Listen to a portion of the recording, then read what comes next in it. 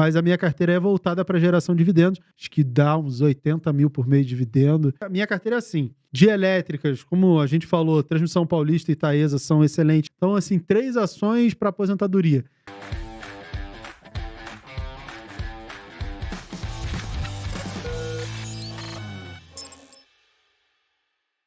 O professor, você citou elétricas, que para mim é um setor filé mignon, acho que para vocês principalmente transmissão. Você acha que tem alguma o pessoal pergunta muito de elétrica que tá descontada agora, que você tá olhando? Assim, eu tô olhando o Taesa, que eu acho que ela subiu um pouco desde a última vez que eu estava olhando, mas ela estava barata porque reduziu dividendos. O próprio conselho já tinha feito na reunião, acho que foi ano passado, ou começo não, acho que foi ano passado, reunião com analistas falando das perspectivas, então ela ia sofrer um pouquinho no curto prazo, o mercado bateu e a ação caiu, mas deu oportunidade. Falando de transmissora e de fato, você falou muito bem, no segmento de elétricas, o melhor é a transmissão. Depois, geração. E por último, e aí eu nem sei se é bom, o de distribuição, né? Porque todo o problema está na distribuição. A inadimplência, o gato, a cai árvore, não sei o quê, igual acontece aqui em São Paulo, que a Enel deixa a gente na mão. O problema está ali. A transmissora só precisa ficar... O poste. A torre tem que estar lá. A torre está lá, ganha por disponibilidade. Beleza. Se não cair uma torre, uma linha daquela não der problema, tá lá. A geradora também tá gerando, pode ter um problema ali de seca, e aí vai ter menos água, né? Menos matéria-prima para gerar energia, mas não é tão bom quanto a transmissora, mas é ok. Transmissão Paulista, o que você acha, professor? Gosto também, Você acha gosto que das tá num duas. momento bom para comprar? Tá Gosto barato? das duas. Mais ou menos, tá? Essa tava mais interessante, mas eu gosto de ambas as empresas. Acho que a Transmissão Paulista, se não me falha a memória, até divulgou. Acho que a Taesa também divulgou dividendos. Acho que essa semana passada. Gosto das empresas. E são empresas para quem não quer emoção. Porque, infelizmente, as pessoas querem emoção na bolsa, né? E aí faz bolsa de cassino. É por isso que tem tanta gente que, em aposta esportiva, o pessoal quer Isso é um vício, emoção. E aí, esse tipo de empresa não é para ter emoção. É igual o Itaúsa. Não é para ter emoção. É pra você ver o preço andando pouco, vai ganhar uns 10% ao ano ali de dividendo, bonificação. Mas e é tá melhor tudo ir bem. para isso, mais seguro, né, professor? Às vezes ali começar do que de repente querer inventar, né, moda. Para quem tá começando, eu acho que para todo mundo esse é o caminho mais fácil.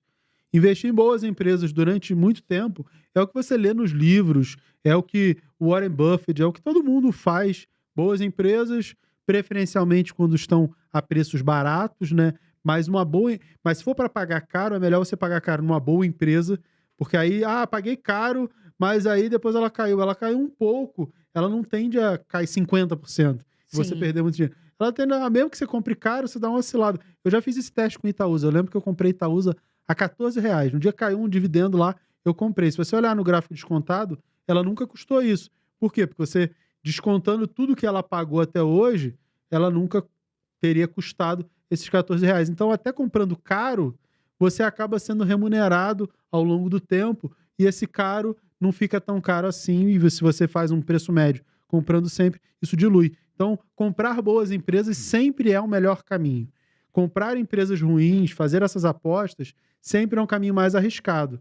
Eu acho que vale a pena para quem tem bastante experiência, e aí você tem N maneiras de operar, mas para o leigo, para quem está começando, não quer dor de cabeça, foca em trabalhar, em produzir, em gastar menos do que você ganha. Dinheiro, de fato, e investir, né? E gastar menos para que você sobre um dinheiro e você invista todos os meses ali ao longo de bastante tempo, que não tem erro. A Bolsa de Valores ela é extremamente simples, extremamente fácil.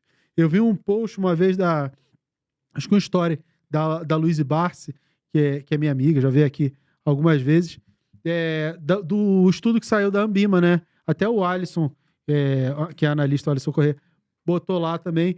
A galera que não investe, acho que é 60% da população, a galera que investe na poupança. Eu acho que o terceiro era o Tigrinho, jogo de aposta esportiva, não sei o quê. Ganha da bolsa. Na bolsa, era tipo 2% da população. E assim, é contra essa galera que você tá investindo. O restante, todo mundo acredita que aquilo ali que aposta esportiva é investimento, ou não investe, ou bota no dinheiro na poupança. A galera que tá na bolsa é uma quantidade pequena. E aí a maioria tá investindo na dica que ouviu do amigo, do influencer, do não sei o quê, não conhece a empresa, tá comprando modinha. Quem tá investindo direito é quase ninguém. Se você pudesse falar 3 ações, né, de boas empresas pra ficar, pra levar pra aposentadoria, quais seriam essas ações? Assim, elétricas, banco, saneamento, seguros, assim, cara, de banco, Itaú e Banco do Brasil são excelentes, empresas perenes. De elétricas, como a gente falou, Transmissão Paulista e Taesa são excelentes. Engie é uma empresa excelente também. Copel entra nesse bolo? Eu gosto muito de Copel. O problema de Copel foi a privatização, o preço subir e aí não ficar tão interessante, tão barato, mas é uma empresa excelente, eu adoro. Então, elétricas, bancos, saneamento, Sanepar e Copasa ali. Sanepar estava um pouco mais interessante. De seguros, BB Seguridade era a que estava mais barata. Eu tenho Porto Seguro e Caixa Seguridade. Estou pensando em Caixa girar um pouco, porque subiu muito. Eu recomendei a R$6, né? Tá, acho que é 14 ou 16, alguma coisa assim. Então, estou pensando em girar para comprar um pouco de BB Seguridade.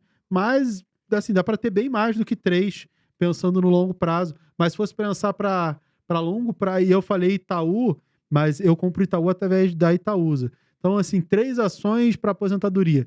Cara, Itaúsa, Taesa, e mais uma, só mais uma. Vocês perceberam que tem que abrir a carteira do professor aqui, que deve ter dividendo pra caramba, né? Não, meu patrimônio é voltado a dividendos, acho que dá uns 80 mil por mês de dividendo. Eu tenho que contabilizar, eu nunca lembro de cabeça. Mas a minha carteira é voltada para geração de dividendos. Minha carteira é assim: o núcleo, a parte central é a maior parte, fundos imobiliários e ações mais resilientes, e aí satélite, algumas ações de crescimento, mas o percentual é menor, e operações de especulação com opções principalmente. Sim. Que aí eu consigo rentabilizar melhor a carteira com trade, com operações, só que eu não boto a carteira toda em risco, tá? Não é igual o Taleb, que pensa lá no barbell, tudo na renda fixa e um capital super especulativo. A minha é renda variável, só com a renda variável conservadora e um capital especulativo que não tem problema, que não me afete tanto. É mais de núcleo gerador de renda e trade, especulação com um capital menor. Professor, você citou que a bolsa está barata, né? Agora, o que pode fazer a bolsa subir nos próximos meses? Quais são aí os gatilhos que podem fazer a bolsa subir? Assim, que a gente espera que aconteça é o que aconteceu ano passado, que a bolsa disparou no final do ano. Praticamente todo o movimento da bolsa foi ali em 1-2 meses, né? Vai ser o corte de juros nos Estados Unidos. Porque aqui no Brasil, o que poderia fazer a bolsa subir seria um fiscal mais equilibrado, mas ninguém está com essa expectativa. Então, o que a gente espera que dê uma acelerada na bolsa é o corte de juros nos Estados Unidos. Mas se ficar muito para o final do ano, ou se não acontecer, a bolsa tende a se arrastar aí o segundo semestre inteiro. Não era a expectativa inicial, não era a minha expectativa no final do ano, nem no começo desse ano, mas é o cenário que tem se desenhado. O que é excelente, né? O que é ótimo. Por quê? As pessoas, infelizmente, elas ficam torcendo para a bolsa subir.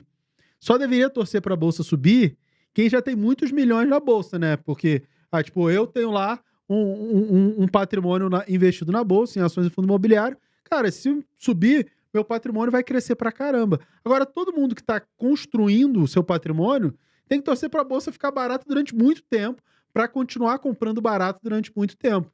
E aí depois, em algum momento, a bolsa sobe, você já acumulou capital. Mas imagina que a bolsa sobe agora, dispara, vai, sei lá, 150 mil pontos. Não é o cenário de ninguém acredita nisso, mas imagina que se acontecesse 150 mil pontos. Todo mundo vai comprar, depois ficar caro. É igual o Bitcoin, né? Igual o Bitcoin. Ninguém queria. Tava lá 20 mil dólares, 15 mil dólares. Ninguém queria. Acabou, pirâmide, não sei o quê. Aí foi para quase 70 mil dólares. Ainda dá tempo de comprar, eu quero comprar. Agora, quando tá barato, ninguém queria. Agora que tá caro, todo mundo quer comprar. Exatamente. Infelizmente, a bolsa é É o assim. caminho da maior parte dos investidores iniciantes, principalmente, né, Mira? Hum. E os fundos imobiliários nesse cenário agora com a queda da taxa Selic caiu 0,25.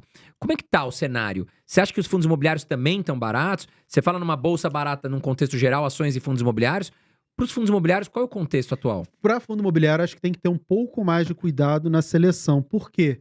Porque, diferente das ações, eles não foram tão penalizados pela alta da taxa de juros, juro futuro, IPCA+. Quando eu falo de taxa de juros, não Selic, mas juros futuros, né? DI futuro e principalmente o IPCA+, o Tesouro IPCA 2035 e 45. Como essas taxas vêm subindo já há algum tempo, os fundos imobiliários deveriam ter caído mais. Isso significa que, se eles não caíram, a gente tem que ter um pouco mais de atenção na escolha dos fundos imobiliários, porque era para ter caído mais. Então, se eles seguraram ali, mostrou a resiliência desse mercado, o que é excelente, mas também mostra que algumas coisas podem ter ficado caras. Sim. Era para ter caído mais e não caíram. Então, o investidor tem que ter um pouco mais de cuidado na seleção desses ativos. Professor, agora que a gente viu, né, essa queda da Selic, os fundos de papel, eles devem pagar um pouco menos, mas eles estão interessantes para quem quer comprar. Porque tem gente que fala, agora eu não vou mais comprar fundo de papel, devido à taxa, né? Caiu a taxa, não vou mais comprar fundo de papel. Mas isso é um erro. Por que é um erro? Porque a Selic caiu, os fundos de papel vão pagar menos. Você tem 3 fundos, de todos de papel, você tem 3 que estão atrelados à Selic, que é o VGIR, o KNCR e o SAD11. Esses são CDI mesmo. Sim. E aí o CDI cai, eles pagam também. menos. Tem muitos IPCA, né? A maioria é atrelada ao IPCA. E o IPCA já caiu pra caramba, né? Tá menos de 4% a 3%. Expectativa do Boletim Focus é 3,87% no final do ano. Já tá quase ali, né? Eu não acho que o IPCA vai para 3. Queria eu que o IPCA, a inflação Brasil, fosse igual dos Estados Unidos, Suíça. Se bem que dos Estados Unidos tá até bem alta, né? Mas que a nossa meta de inflação fosse 1, 2%. Mas não é, né? Brasil. Então, o IPCA, eu acho que ele já caiu o que tinha para cair. Ele, Sim. embora para os próximos anos a meta seja um pouco menor, 3, 3,5%, o IPCA já caiu muito. Então, todos esses títulos e os fundos ligados à IPCA já sofreram essa queda. Por isso que eu acho que ali a gente tem a oportunidade. Porque eles já foram, não massacrados, mas o mercado justificou a redução do IPCA no prêmio que a gente recebe deles, na tira implícita, até no próprio custo da cota. Então, eu acho que a gente tem oportunidade. Inclusive, saiu, hoje é quinta, saiu anteontem, a carteira de R$50 de fundos imobiliários que eu faço esporadicamente, e eu recomendei fundos, eu e o Danilo Barbosa, que é meu sócio no Clube FI, a gente recomendou 4 fundos imobiliários, 3 deles são de papel, 2 são voltados a IPCA. Então, eu acho que a gente tem oportunidades em fundo de papel voltado a IPCA, e a gente tem oportunidades voltados a fundos de tijolo, só tem que ser um pouquinho seletivo nos de tijolo. De papel hoje, professor, quais fundos você acha que valem a pena?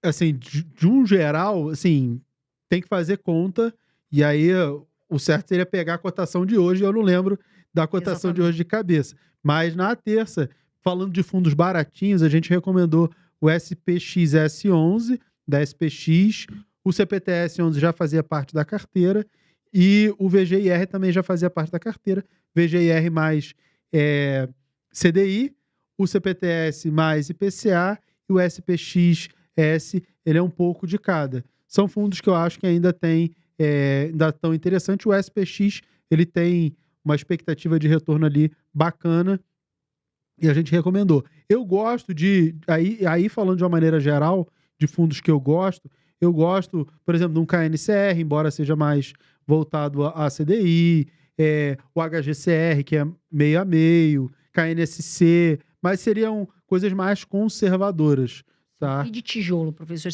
As lajes ainda bem descontadas, né? As Fundo de lajes, laje. o setor mais descontado hoje de fundo imobiliário são lajes corporativas. Isso já vem desde a pandemia, né? E foi embora o mercado real, as transações de imóveis têm mostrado valores completamente diferentes. Se você pegar o JSRE, foi um fundo que eu recomendei, sei lá, acho que um ano e pouco, a diferença do preço da cota para o valor patrimonial é quase 50%. Então, Descontável. para chegar no valor patrimonial, ele tinha que subir uns 50%. É um desconto grande. Eu até brinco que se a gente chamasse uma assembleia e liquidasse o fundo, vende os imóveis, você ia ter um lucro absurdo, porque o valor patrimonial é muito diferente do valor da cotação, né? O PVP dele está, sei lá, 0,6, 0,7, está muito baixo. Só que com a taxa de juros alta, com o Selic nessas expectativas todas, esse é um mercado que ainda vai apanhar um pouco, tá? A precificação das cotas não tende a seguir o mercado real dos imóveis e ainda vai apanhar um pouco. E a gente tem ali... Visa mais longo prazo, né? Não é que vai se recuperar. Para o investidor que visa longo prazo, tem oportunidade. Claro, nos melhores ativos de qualidade. Eu gosto do KNRI, embora ele seja logístico também. Meio a meio, né? Meio a meio. Metade galpão. Mas é um fundo que eu gosto. Mas, assim, dentre outros, eu gosto do HGRE também. Mas a gente tem ali, sim, dificuldade. Eu vejo o setor de shopping um pouco melhor do que o setor de laje, porque quando você corta a Selic, você estimula o comércio, né? Então você tende a ter mais gente entrando e saindo do estacionamento, praça de alimentação, comprando lojas. Mais. A gente pelo menos espera o corte da Selic, ele estimula o comércio. Então a gente estimula também o movimento nos shoppings. Deveria ter também uma melhor precificação da cota, né? A Selic caindo, só que como o juro futuro subiu a taxa lá do IPCA 2035, acaba você não tendo esse efeito, mas os fundos de shopping, em teoria, teriam um ganho duplo, né? Aumento da receita e melhor precificação da cota. A única coisa que a gente pode perceber nos próximos meses é o aumento da receita com o aumento das pessoas circulando. Agora, a cota, ela tende a sofrer um pouco com essa questão dos juros. Agora, falando um pouquinho de fundos imobiliários. Professor, quais são, assim, 3 fundos imobiliários que nesse momento você acha que estão valendo muito a pena para ter ou para estudar para 2024? Assim, valendo muito a pena, eu acho que não tem nenhum que, caramba, é uma barbada por conta do juro, né? É aquilo que eu falei, não Subiu caíram. muito, né, em 2023 também. Eles deram uma boa recuperada, mas deveriam ter caído mais. Então a gente tem que fazer um pouco mais de conta. Eu não vejo nenhuma barbada, assim, nada que seria tão interessante. Mas fundo imobiliário, ele por si só, por natureza, ele é um ativo gerador de renda. Então a ideia de investir no fundo imobiliário nunca vai ser assim, caramba, vai subir pra caramba. Ninguém deve investir em fundo imobiliário, vou ganhar 30%, vou ganhar 50%, vou ganhar 70%. Embora possa acontecer, eu já ganhei muito em fundos imobiliários, mas é sempre um ativo que você espera que valorize um pouco, mas a maior parte do resultado ele vem através de dividendos.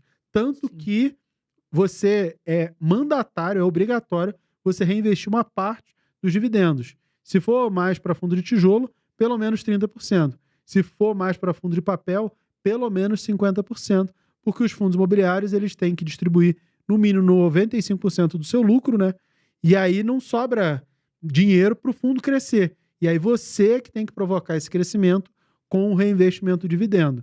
Esperar só o ciclo do mercado imobiliário, aí é especular, se posicionar, e é um trabalho um pouco mais difícil, principalmente para quem está começando, é bem mais difícil. Por isso que o investimento em fundo imobiliário, o ideal é que ele seja mais constante, investir sempre, reinvestir os dividendos, do que tentar pegar os ciclos aí, que é mais difícil para quem está começando.